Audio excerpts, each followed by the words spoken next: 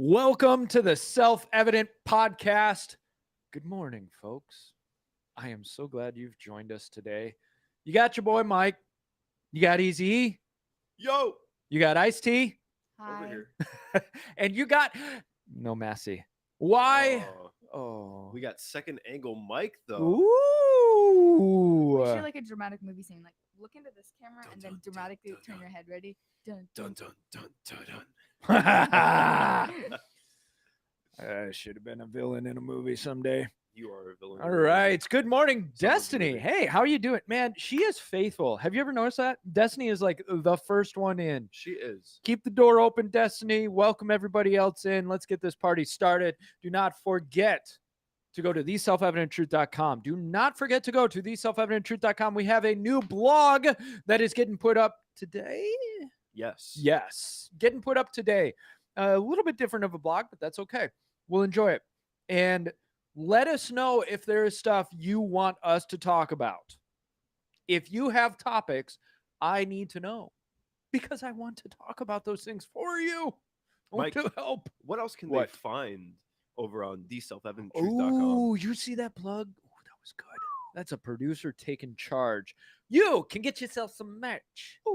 Get yourself some merch. And what does that merch look like? That merch looks like t-shirts, sweatshirts, Your hats, straw. curriculum. It's gorgeous. We've got it's gorgeous. It's beautiful. gorgeous. Look at It- that. It's all- got all your writing on the friends will be sleeve. jealous. Everybody's gonna see. Not See? only is it super stylish, it's super comfortable too. See, he sells it so well.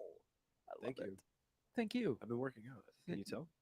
No, but Oh, I'm kidding. No, I'm nobody. kidding.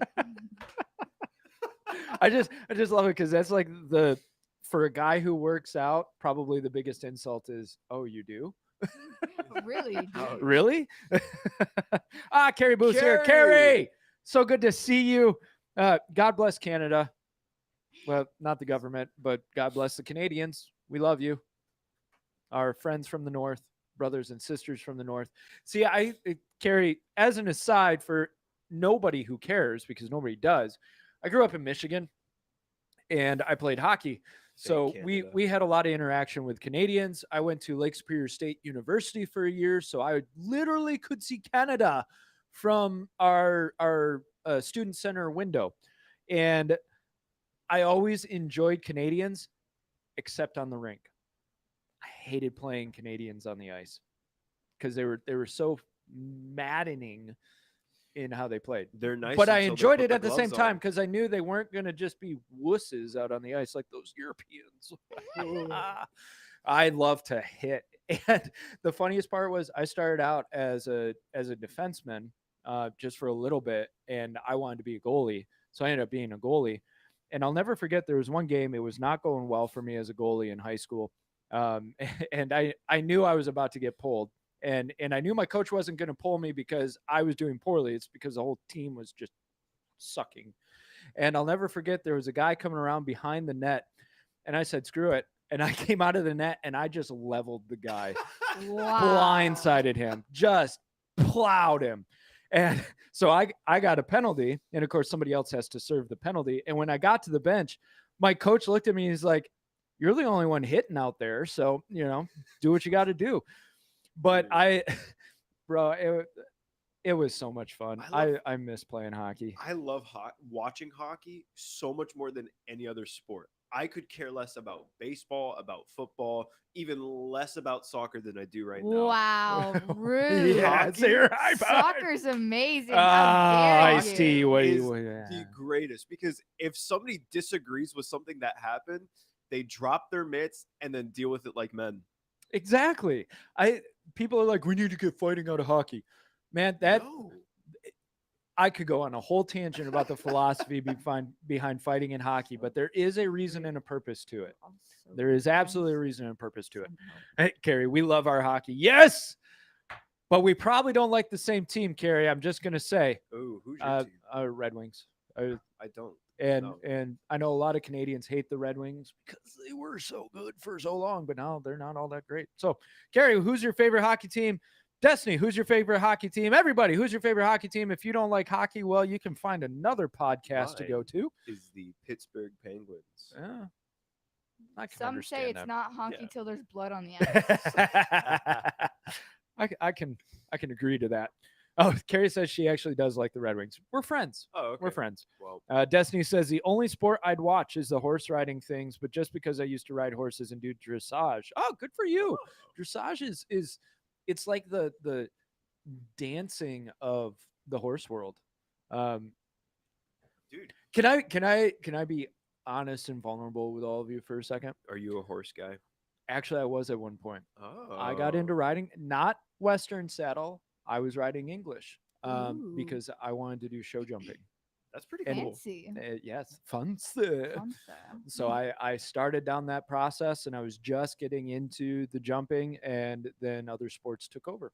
So I quit. I really have to respect it because I recently found out that people literally raise these horses from like birth, and they have to feed them very natural material, Perfect very natural foods. food, perfect food to grow them into something that is durable enough, into something that has enough endurance, strength, and speed in order to participate in these shows, in these in the sports and stuff. Right. So I have to respect it, and it goes into like other animals too, but horses was the main one that stood out to me. That's crazy. They're treated like high level athletes. Yeah. And of course, people then complain like racing and all that. They're full of them with drugs. Well, maybe. Okay. But So the are sports most, intense. so you are know, most people. Yeah, doing right. Sports nowadays. Carrie says she likes the Red Wings when Paul Coffey played for him. She's old school. Oh, those old school days. Man, those were good days to watch. Yeah. Sadly, Anyways, so now that we've had that conversation for a while, Destiny says horses got me through tough times. Oh, I bet. That's the thing is horses very much have a personality, and they're friends. They really are friends. They're kind of like a dog. I like They've cats got that better. personality. I figured you would. Haha. Elijah, you cat guy or a dog guy? You know, I gotta be honest. I really like both of them equally, but I see a lot more funny cat videos on the Thank internet you. than funny dog. Like I see my fair share of funny dog videos. Like I see the average golden retriever going out and doing things, but I see cats doing just the stupidest things. Cats. My Right. cats And do it's stupid like- stuff all the time. It brings too much joy to my heart to see a cat get scared by tin foil and then run into a wall. I think More because than a dog. I think because they have weird personalities. Like Right. this is 30 more seconds of this tangent. And Carrie's like, let's just talk hockey today. Victoria, you're in Nevada. That's where Mazzy and Carrie are going. So be sure to pay attention, You'll see find them them, go soon. watch them. Maybe you were the one that set it up. I don't know. I mean that honestly. I don't know if you were the one who set all that up, Victoria. If you were, great. If not, make sure to go out there. Kind of left but out of the loop. Here's my theory on cats, and then we'll get into all of it. My theory on cats is cats suffer from cabin fever. Domesticated house cats are actually all insane in their own way because it's cabin fever. I can partly believe that. The thing is, That's the erratic, weird, crazy behavior. cats don't see us as human beings. They They see see us us as cats. other cats in their tribe, Yes. which is a lot of the reason is why they act so crazy to us. Like when people go to sleep, they will like pounce on you or like I have a bother cat you fact. because cats are very light sleepers and they don't stay in one place for too long. So when they see somebody just completely knocked out, No. they're like, "Are you still alive?" Ah! And they run around the house and try to wake you up. That's why to they're, make sure they're you're not so dead. happy to see you in the morning. Ah, They're just like, "You're alive!" You're still here. Destiny said, what on earth is cabin fever? Cabin fever is when you are in one enclosed space for too long and you start losing touch with reality. 2020 through 2021. Yes. Exactly. The world had cabin fever and we are still suffering from it. However, side point, before we get to all the science stuff, and this kind of relates to science stuff, you guys are going to have fun with this. We've got a video clip for you. So I don't know if I'm allowed to say this name. This might get us Oh. canceled, but that's okay. That's okay. Veritas just came out with a new video. Now, if you don't know what's going on with that, Veritas do undercover stings. They usually get lonely people to go out on dates. These lonely people have key positions in certain organizations. They record them talking about their work, and then they put out the truth. Veritas came out with sections of video with a high-level guy from Pfizer's R&D, where they were saying, he was flat out saying, yeah, we're creating modifications of the COVID virus to create new vaccines. Seems safe to me. Seems safe to me.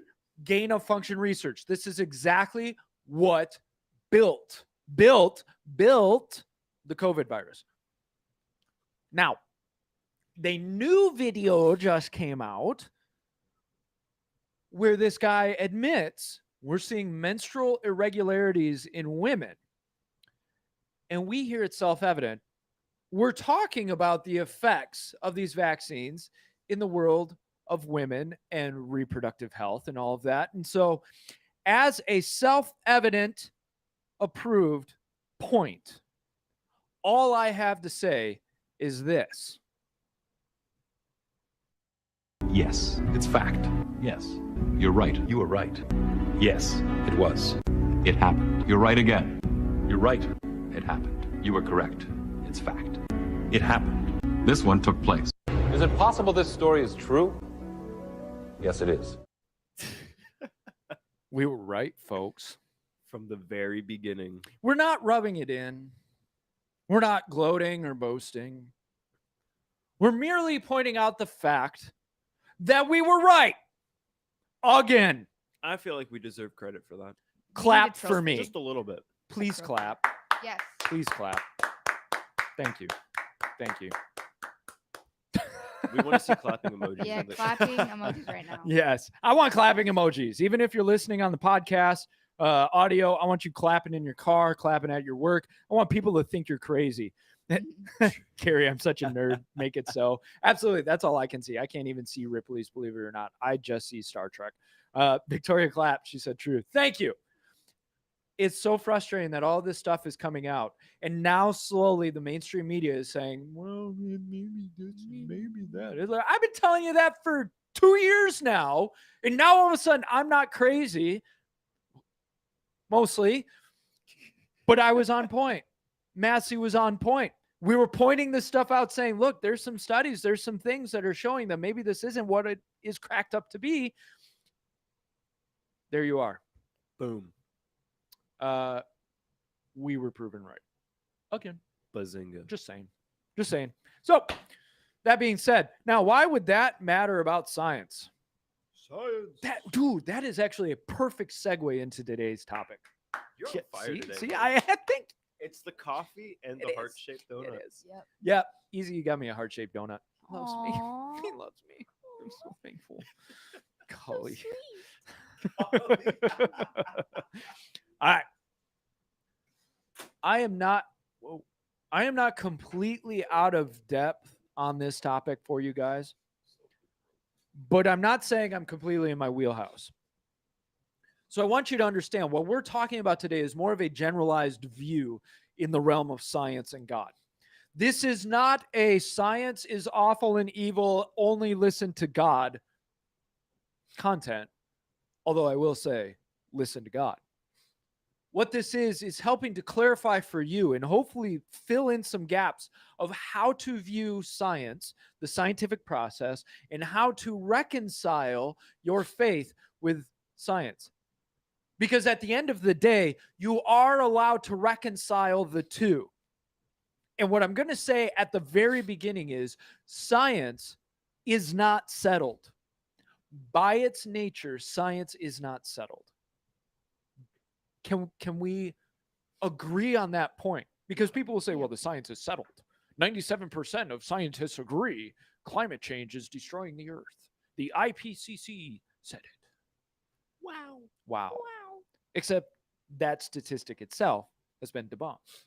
Right. There was something like 2,400 scientists who petitioned the IPCC to take their names off that study because they didn't agree with the findings. There's plenty of information and evidence that steers away from the climate catastrophe model that has been put forth. If you look at the data modeling in climate change, and I'm going down this rabbit trail to show you a point about science. The way they have come up with climate change is going to destroy the earth in the next 12 years, Al Gore, which still waiting when it's kind of late. Of course, Alexandria Ocasio-Cortez, kind of extended that out a little bit for us. So we're Things still waiting. Could just fall apart. They could tomorrow. just tomorrow. And of course, Miami was going to be underwater. The whole East Coast was going to be underwater. Yet the Obamas bought a house right on the shore of the ocean a couple of years ago. Anyways. Hi, Messi. Oh, he's in. Oh, everybody act normal. Everybody Oh, act no, normal. We're professionals. No. We love our fearless leader. We are indebted to our fearless leader and founder. Oh, yes. Hey. All right. Anyways, Massey, hope you guys are doing well. Hope you guys are traveling well, being safe. Everybody say hi to Massey. Hi. So these models that they come out with and say the whole world is going to fall apart, these models are based on information that if you track backwards, the algorithm will not accurately predict what has already happened. And this has been proven time and time again that what these models and algorithms do is take worst case scenarios, they block out a bunch of other variables, and then they come to this conclusion and they throw it in your face and say, this is science. That's the issue here. If we're going to talk about science, what we have to do is we've got to understand there are other pieces of evidence that have to get brought into play. And what I found interesting when I was doing research for this is you would get these people writing these articles about science saying, we can't create theology out of this or faith out of this. We've got to be accurate. We've got to be able to disprove ourselves. We can't allow bad science to run amok. Like that misinformation about vaccines and climate change. Bro, you just sold yourself down the river. What we end up doing, and this is farther in the notes, but I'm putting it here. What we end up doing is we take our preconceived notions, we take our presuppositions, and we build a scientific conclusion out of them. We're going to get into the scientific method, but I've got to put this forward now. All of us, all you and me and them, all of us have presuppositions that we work off of. We have biases. We have things that are settled in our heart that we're just not quite willing to give up yet. All of us. Where the faithful need to understand is that maybe your perception of God, the characteristics of God, the accuracy of how you view God is not exactly correct because you see through a mirror as though it's dim at the moment. The looking glass is dim right now. You don't know all. You know in part. Each of us knows in part. That's scriptural. For the scientist, you might be wrong. Your presupposition could possibly be wrong. And that's okay. But if somebody else comes with credible evidence, you can't immediately just wipe it all away. Now, for the faithful, they'll point the finger at us in the realm of evolution and say, you're just wiping all of this away. Maybe I was talking to somebody about the hand. And if you look at the structure of the hand is extremely similar to the chimpanzee. Also similar very much in the structure of a whale's fin, right? If you look at it, it's actually a hand shape. So, of course, the evolutionists will look at that and say, wow, that structure is very similar. If we draw a timeline of development, boy, that seems similar. You got to give the evolutionists their due. They've got some things that create correlation. However, correlation does not equal causation. That's where a theory sits, right? That's where the theory lies. You have a theory, and this is for you homeschoolers. This is for you in public school. This is for the college students. Never forget, when you are sold something, they won't sell it as a theory. They'll sell it as a law. They will not tell you, well, evolution, there's a lot against it, but hey, there's some things that really kind of make sense to us. What they will tell you is, no, it's settled.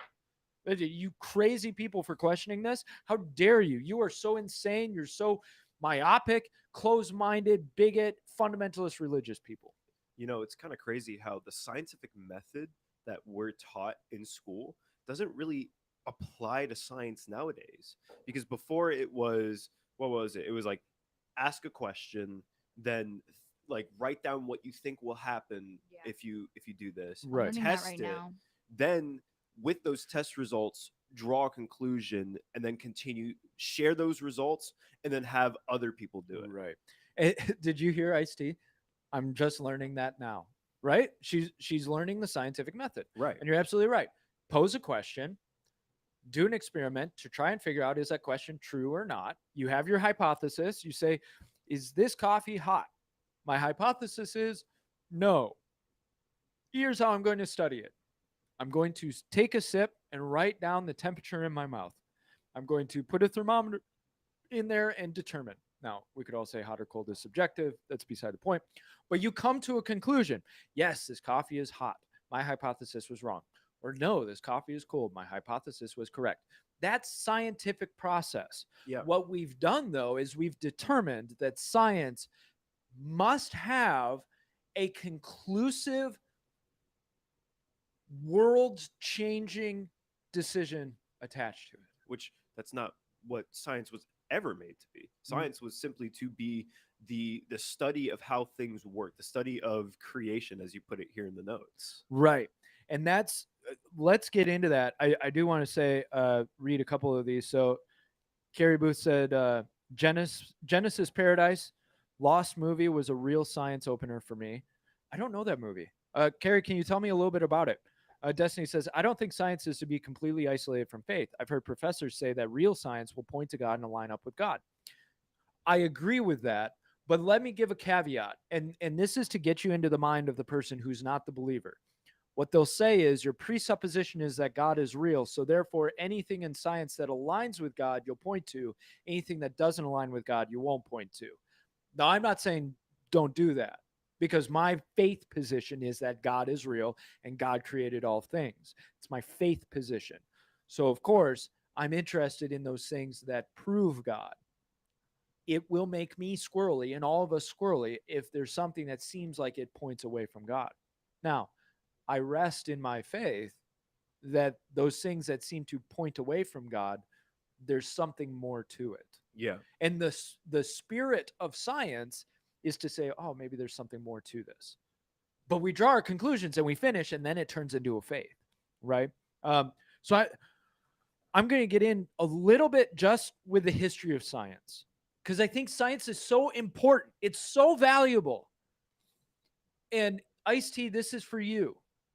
This is for of your ilk. This is for your homeschool kids. If you're listening as a family, which we do have people who do that, God bless you.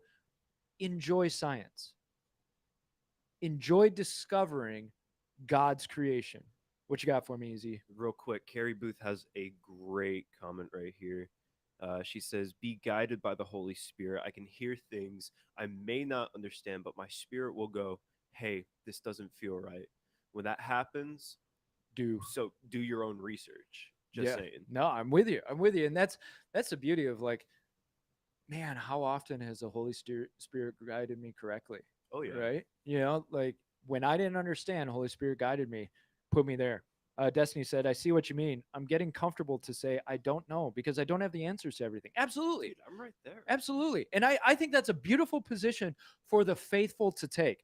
And this, I think, when I'm talking to the faithful, this is what I'm going to tell you. If you don't know, don't get into an argument about it on Facebook. Right. You actually do yourself a disservice and believers around you a disservice by picking a fight with somebody who has more stats than you do. And I use the word stats specifically because all of us have stats. All of us can use stats and twist them, use evidence and twist it to our own point of view. But at the end of the day, we all have our belief system or our faith system that informs what we do and how we do it. Yeah. Because we could have a set of data that all of us look at and all of us could draw different conclusions. Absolutely. One of the cool things about science is, hopefully, as the process continues and you get more and more evidence, you go away from correlation and you go into the realm of causation, Right. which means this caused this, right? There was, I remember in my stats class to point out the danger of statistics. He showed us a graph, and there was a rise of, what was it, monks in like the 1500s, rise of monk population and monasteries, and the rise of pints of beer drank. So you could take those two and oh, well, those monks must have been drinking a lot of beer and they just raised it on their own. Dude, That's what they're doing. it. Problem solved, right? Dude, did you know death by flu cases dropped to near 0% during COVID because people were dying of COVID? Oh, no.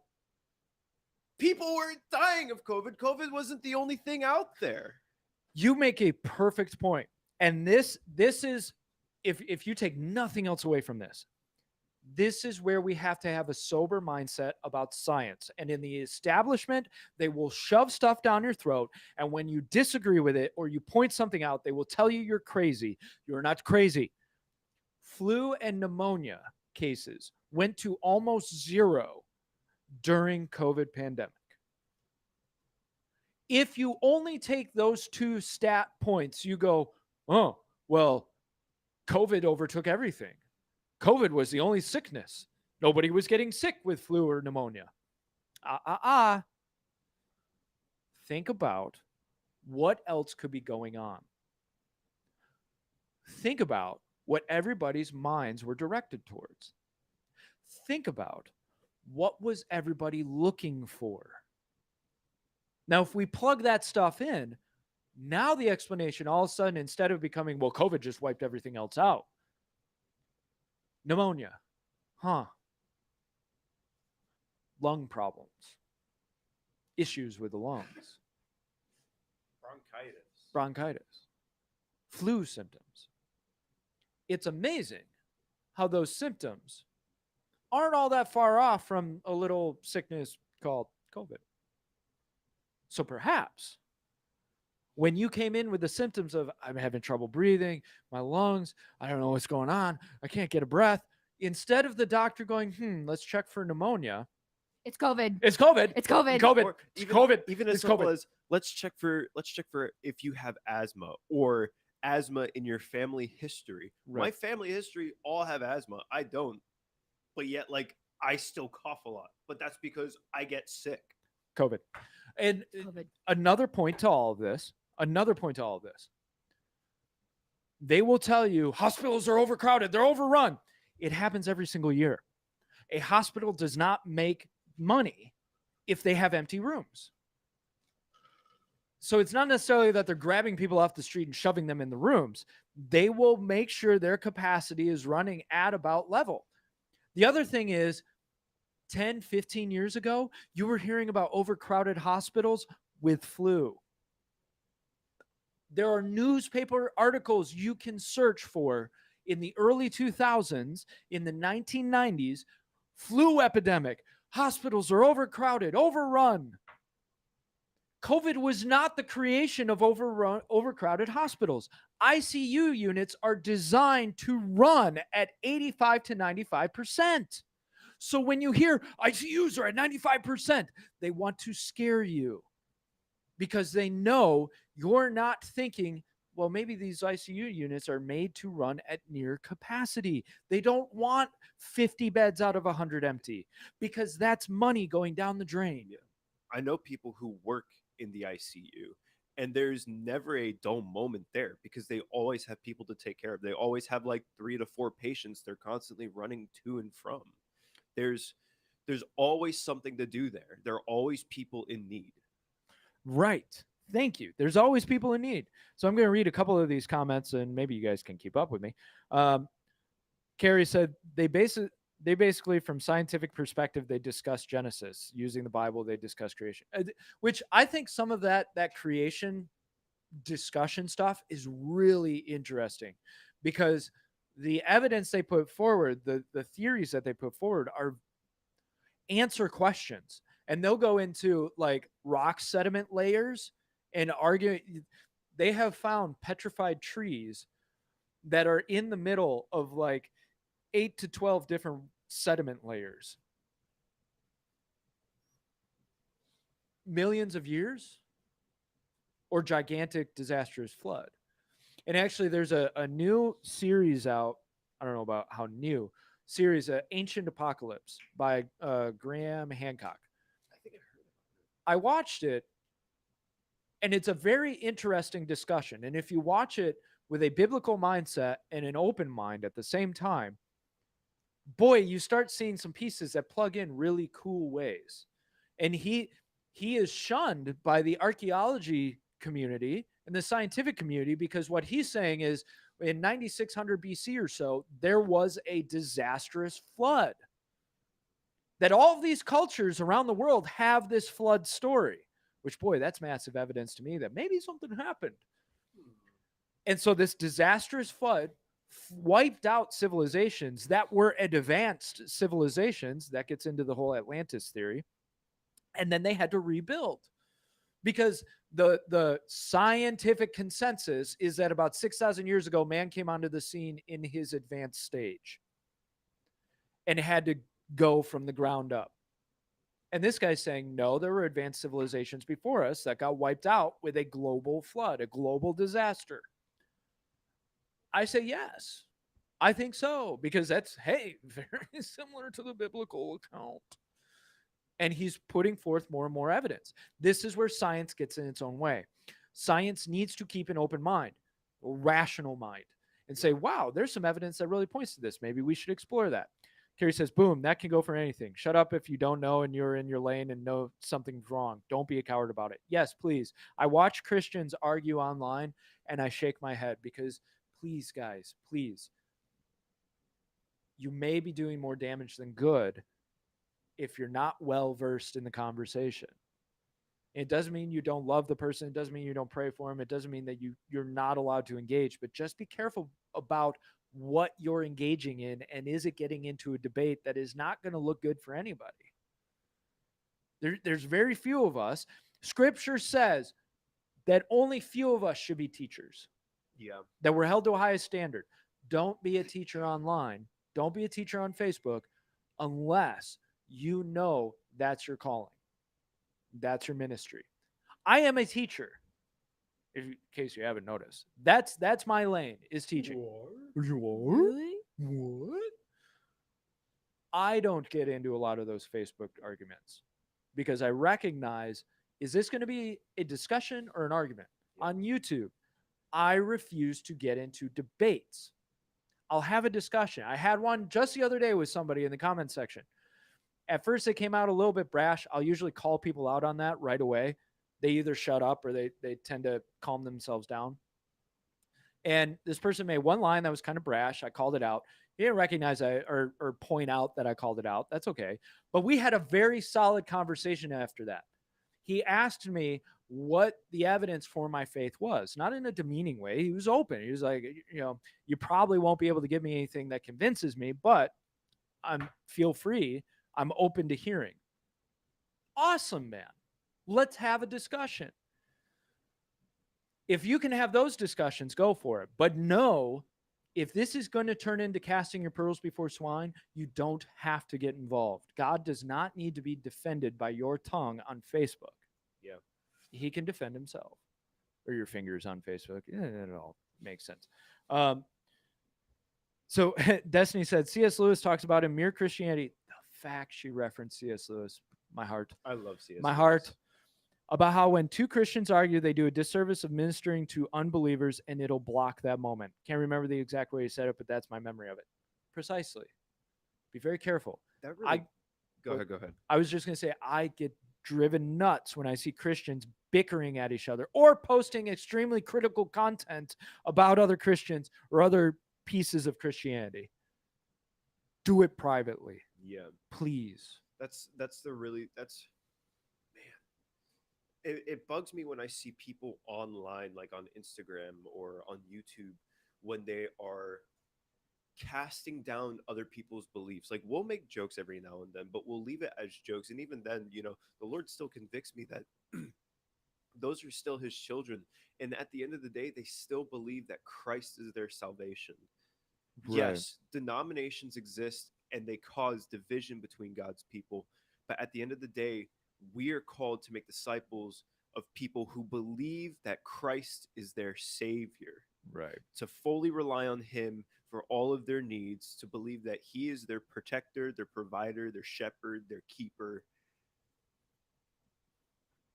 That's what we're supposed to do. Right. And the fact that we as Christians are still going out and we're still casting down other beliefs that are still inside of that Christ following, Christ believing, Christ loving sphere is it's counterintuitive to the movement of the kingdom. Yes. And I actually, to your point, man, this went sideways. I haven't really gotten my notes at all. I Yeah. hope this is giving you Sorry. guys something. No, you're fine. It's not your fault. It's our prayer before we started today was that the Lord would speak through us. So I hope that this is what the Lord wanted to get across. To your point, I've got a friend who has recently had to draw boundaries with a close relative because that close relative only wanted to argue about theological differences. And I absolutely am so proud of my friend who, in this boundary drawing statement on the phone, said, "You make it so I don't want to talk about Jesus with you." Wow. Be very wary. Are you creating conversations with other believers where they don't even want to talk about Jesus with you anymore because you're so fixated on the differences and the problems with what they believe? I said this to Massey the other day. We cannot major in the minorities. I'm not talking about race. I'm talking about the minor details. Do not major in the minors. What's the major? Did Christ die and raise again for your sins? That's it. That's the major. If you get that right, if you get the gospel correct, the rest of it comes in behind as a conversation. There's so much to that concept that you can free yourself from and free yourself from a lot of conflict and debate if you take on this idea of Christ is what matters. Yeah. Stuff like arguing about rapture, arguing about predestination, arguing about Once saved, always saved. once saved, always saved. Those arguments, hey, they're useful discussions. But be wary if those things are determining whether or not you're saved. Right.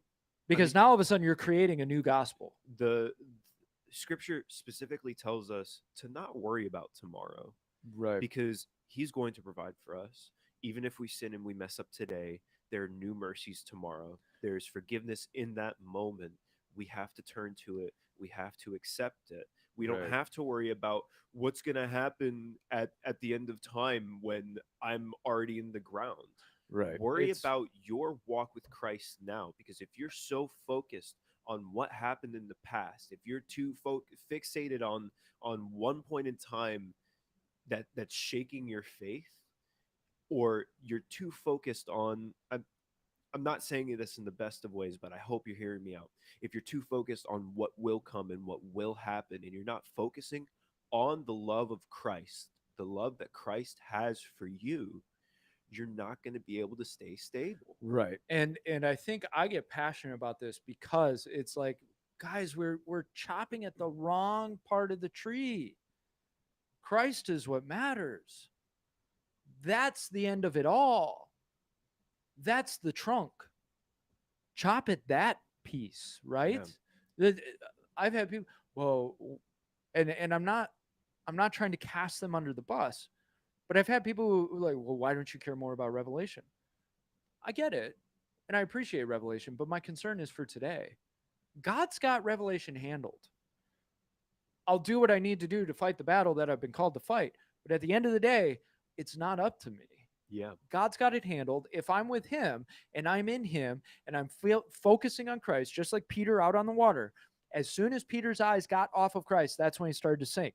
Get your eyes on Christ and keep them on Christ. Yep. The rest of it is a wash. You gonna read a comment? Yeah, Jonathan. Go for it. Okay. Jonathan said, example, people who argue against the 2A, Second Amendment, who have never held a firearm in their lives. They create the false data points like bullet, button. Bottom line, if you don't know through your own personal experience or deep study, keep your mouth shut. Yes. Yes. Yeah. When Educate yourself. educate yourself. Nobody needs 30 rounds. If you're going hog hunting to thin out the herds, and that's one thing that always gets me is like people, you don't need an AR-15. Man, you don't live in the South, do you? Like hogs are nasty, and you've got to put them down fast. Oh yeah. People don't realize that hogs can kill you. They don't You realize need other stopping animals power. can kill you. Animals can kill you, and you need something that you can fire more than one shot quickly, powerfully to put something down and accurately. Which I just went shooting for the first time recently. Good for you, bro. And it was one of the it was one of the greatest physical feelings of my life. It like felt like a real no, man. Wait a minute. It just felt so satisfying to I'm trying to word this in a way that doesn't make me look bad. Just go with it, whatever. Yeah. It was really satisfying to be able to hit the target and not just miss every single time. Right. You know? And it wasn't any like super big or obnoxious, like loud, noisy weapon. It was like a Glock 16 and a Winchester. Like those were fun, but Yeah. And there is something about firing a firearm. You feel, dare I say, powerful. but That's not necessarily wrong. at the same time, you feel that power, but there's that extreme sense of responsibility. Right. Because when you go to these shooting ranges, even if you're a seasoned shooter, they remind you when you are not shooting, you are pointing your weapon at the ground or you are leaving it on the table, Right. pointing toward the range with safety on. You always treat a firearm, and this is what I teach my family ad nauseum. Whenever they want to see it, whenever they want to explore it, I'm more than willing. It is never no, we don't talk about, we don't touch. But they're constant conversation. My son can probably reiterate to you the rules of handling a firearm, because every time we discuss my firearm, you always treat it as though it's loaded. Yeah. You never point it at anything that you're not ready to kill. Yeah. You only fire at things that are putting your life in danger. This process of teaching him proper safety, proper technique, right? All of that is important because when he gets older, it's not going to be something that's foreign to him. And so therefore he has to play with it. Without dad, it's a tool. It's like the hammer in dad's toolbox. Use it properly. Use it if you need it. Otherwise it sits there. Yeah. It's lost its luster, right? Carrie, I've watched nature survival shows. Y'all are brave down there. Hogs scary. Anastasia, wild hogs are definitely scary. Those boogers will get you if you're not careful. See, I'm not just talking out of my butt. Wild hogs are dangerous. They're not safe, and they're a pest. They will tear up stuff like crazy. Oh yeah. You have to put them down.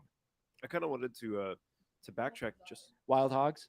Well, that's what they are. They're pigs, but they're wild. We'll show you a picture afterwards because they're brown. They're ugly. They got big tusks. They're different from a regular pig. I kind of wanted to backtrack. Yeah, go for going back to what we were talking about keeping yourself educated. I love this quote from Einstein that you put in here, that science without religion is lame and religion without science is blind. Right. That is so powerful. And I believe he's not talking about science, the religion. He's talking about science of exploring, going to seek knowledge, going to seek wisdom about these things. Like we were saying, once you have, once you believe that Christ is your savior, is your salvation, that he provides for you, you have it. And it's okay to then explore as conversation topics, as trying to understand, as trying to gain wisdom from these certain events from the past, from the future, and not using those as main anchors in your salvation. The anchor, that the biggest anchor that should be your salvation, is that Christ died for you. Right. And I want to read off of YouTube. Chris says, which Chris, I'm so glad you still watch, man. That floors me. That's awesome. Chris says, and this is so true. Heart condition is always priority. It is great to debate and discuss any topic. It can open the door to where a heart condition is. We do not know a person's heart condition. We should want to help someone with their heart condition like Jesus. Absolutely. And that's where that rub is what's the heart condition behind the whole discussion. Right. Easy and I can have spirited discussion, debate, but love each other through it. The pharisaical nature is to want to be right for right's sake. Yeah. And to care less about the heart condition of both yourself and the other person you're talking to. The Pharisees were upset with Christ because he spoke the truth. He was speaking real scripture and calling them out on their inconsistencies, their hypocrisy. Right. I want you all to look at these. Look at those. Paper. Paper. You gotta fan them out. Yeah. I have 4 pages of notes. I want you to know I have hit about that much. and we're at 1050. And forgive me because I did a lot of work on this. Paul did a lot of work on this. I think this discussion was more important of the direction. And we touched on the whole science thing. I wish I could have gotten into the history of all of this. But again, I rest on, okay, maybe this is what the Lord wanted, was more of this general discussion of, for both the agnostic and for the believer, understand what you don't know and be okay with that. Because it turns into dogmatic faith when you crush other perspectives. Yeah. Let's go to the climate thing for a second. I read a book called Unsettled, and it was by a high level, very experienced, decades of research expert in climate, meteorology, I think atmospheric, all of that. And the book was him pointing out, look, there are fluctuations in the climate. The evidence does seem to point that humans have some effect on this, but the question is, and this is why it was called Unsettled, how much? I am more than willing to have a discussion of, hey, humans might be having some effect on this. If you look at the temperature differences between the middle of a city and out in the country, there are several degrees difference. If you put cities all over the world, hey, maybe those are radiate because the cement and the construction of all of it soaks up heat and reflects it back, right? It radiates heat. I think a great example of the effect of mankind gone wrong and then nature taking its course again would be Chernobyl. Yes. And I think that's where the frustration for the people who are saying, look, let's slow down on this whole climate thing. The frustration is you don't allow the market to produce a better product, and you discount the power of nature to adapt. Yeah. And so we've decided that the earth is on an irreversible course towards damnation because of the effect of humans. We seriously underestimate nature. I mean, Yes. We have yet to make a weapon, any form of weapon that can even compare to any natural disaster. Well, I mean, the nuclear bomb's kind of close. Even but then, you the could nuclear here's- bomb is close, but Here's where you can make an argument. nature, through God's design, Yeah. oh, Whoa. created the sun. The sun is the most powerful Source of energy. not the most powerful piece of creation, but the most powerful source of energy. Stars themselves, okay, I know there are bigger Yeah. suns than ours, but the creation of a sun, the most powerful energy that we know of. Now you get into black holes, that's a sucking of energy, which maybe you could say that's emitting energy by the sucking. That's go ahead and explore that. But you're right. Nature is so vastly beyond us, right? I do want to get a couple of these comments. Go for Destiny says, as I go deeper with God, I begin to understand why Jesus was so angry with the Pharisees. I'm telling you, because they looked to the law, they didn't look to God. They tried to find God through the law. And if you want to know more about that, go to reviveusnow.com and search my last sermon talking about the Boom. tree of knowledge of good and evil. Oh, gave away the twist. Woo. Carrie Booth says, I won't touch guns because I've never held one staying in my lane. That said, I'm open to learning. Carrie, I really encourage you, although Canada seems to be crushing this, Yeah. come down to the U.S., come shoot with us. But valuable skill, and you learn something about yourself during it. And one of the biggest issues with guns is the people who are most afraid of them know nothing about them. They don't understand the tool. It's a dangerous tool, but a tool that's very valuable and needed nonetheless. It's like, I would say it's similar to driving a car. At least when you first learn to drive a car, because when everybody first sits in the driver's seat, It's scary. there's like whoa, This is actually I happening. have my own life in my hands, and not only that, I can drastically affect the lives of people around me, families around me, cities around me. Right. If I am irresponsible, I can cause serious damage. To your point, there was a drunk lady, I don't remember where this was recently. She was drunk. She tried to drive home. She crashed into a house. Something blew up in the house. It took out other houses and power lines. She caused $4 million worth of damage. Wow.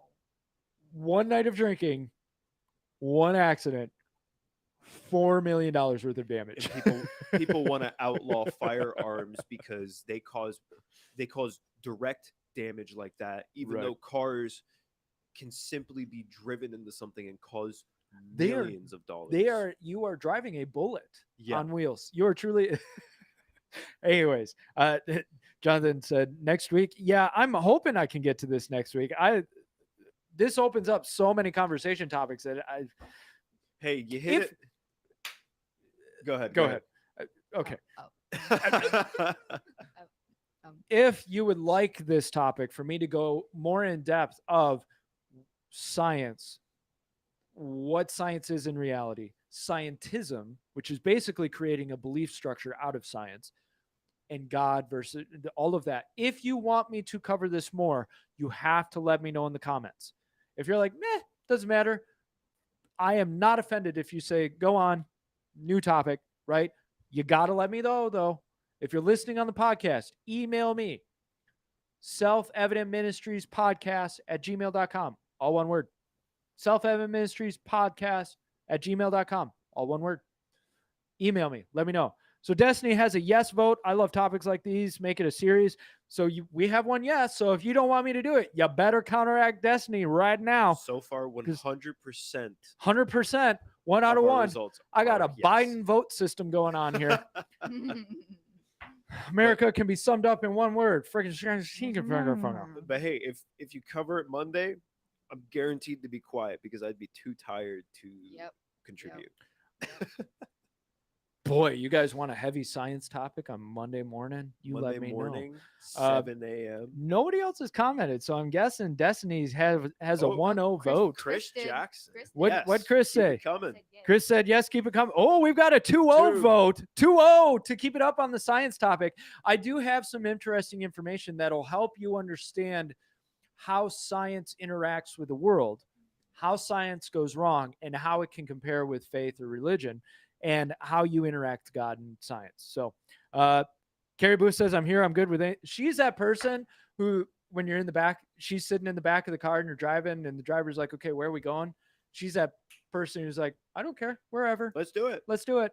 I'm here for the ride. Oh, we got Jonathan more says, "Do it." Anastasia, I'm down. Man, it's 100%. It's unit.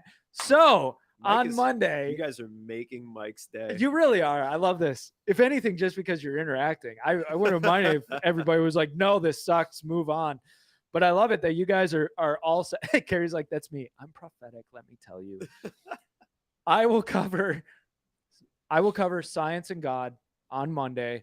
This gives me a little more time to get some fun little stuff in there. I will tell you about Galileo. We I are saw going that to in the talk notes. about, I had it in the notes. I'm going to tell you about Galileo because it is not as cut and dry as the scientific community wants you to believe. What they want you to believe is that the church squashed Galileo because he was about to tear the Bible open and disprove God, and the church had to get rid of him, and Galileo was the bringer of truth, the Messiah of science.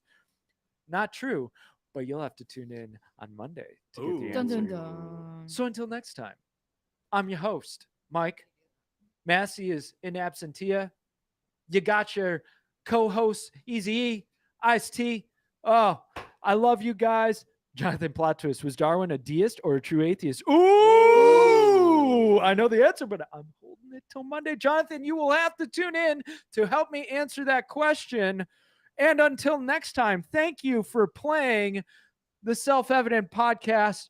Check out theselfevidenttruth.com/blog. We are putting up a new blog today. Be sure to, here's a hint, send it to your pastors. And while you're at it, Dun-dun-dun. look at our store at Get yourself some merch. theselfevidenttruth.com/apparel. All right. Thank you so much for tuning in, guys. I love you. Have a great weekend. Take care. Bye. Bye. Love you guys.